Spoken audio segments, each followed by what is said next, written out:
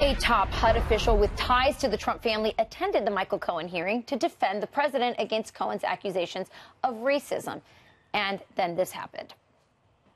Just because someone has a person of color, a black person working for them, does not mean they aren't racist. The fact that someone would actually use a prop, a black woman, in this chamber, in this committee, is alone racist. Well, that woman, Lynne Patton, serves in the U.S. Department of Housing and Urban Development, and she is here with us now. Lynne, thank you for being here. Thank you for having me. Since this has all happened, and you were on Fox and Friends earlier in the week, you've been receiving a lot of response from it. What have you been getting? Well, you know, it's sad because the only prop in that room was Michael Cohen for the Democratic Party.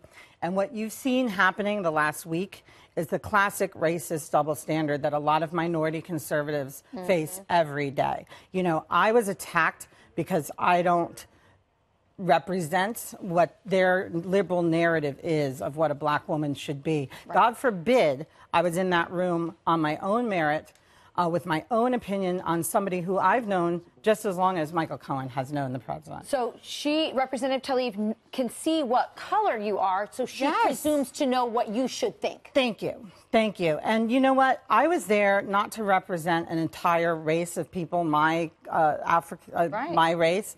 I was there to represent one person, and that's the President of the United States. I know him extremely well, and I was there to push back on a lot of different narratives that Michael Cohen was bringing to the table.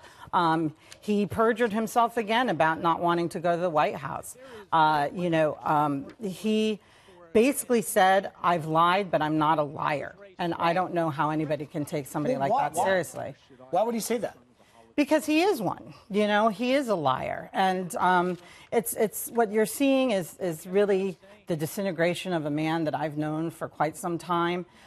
It's pathetic. It's sad. It's delusional. Trying to get leniency? Is that what this is about? Absolutely. Leniency? Absolutely. It doesn't take you 15 years to realize somebody's a racist. Right. Unless they're not one. Lynne, on another aspect of this story is our own Charles Payne actually tweeted at Alexandria Ocasio-Cortez asking if how many black members she had on her staff. She replied this way, saying, "We have black staff. We don't parade them around to show the world how diverse our team is and use that as some kind of evidence of absence of racism.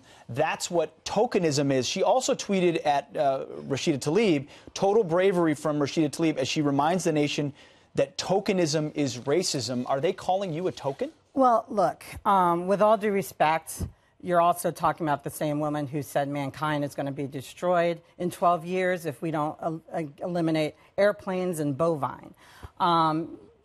Evidently, calling out racism is the new racism, because for anybody to use a derogatory term to describe another person is wrong.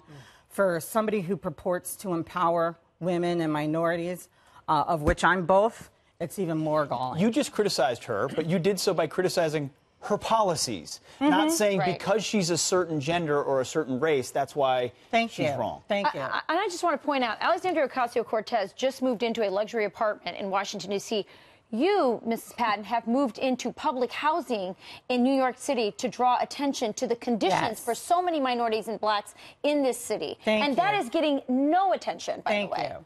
New York Public Housing is the largest public housing authority in the Western Hemisphere. More people live in that public housing authority than the entire city of Miami. Last year, more than 83% went without heat and hot water in the United States of America.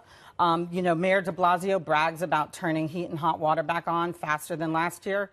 You don't get points for that under my watch. That's called doing your job. Hey, Lynne, have you gotten an apology? Bravo to you. Bravo. Have you gotten an apology yet from Congresswoman Tlaib? You know, Congressman Tlaib did say on CNN that she's done some research on me since she made that statement that I was a prop, and that her exact words were that I'm exhibiting extreme leadership in this administration.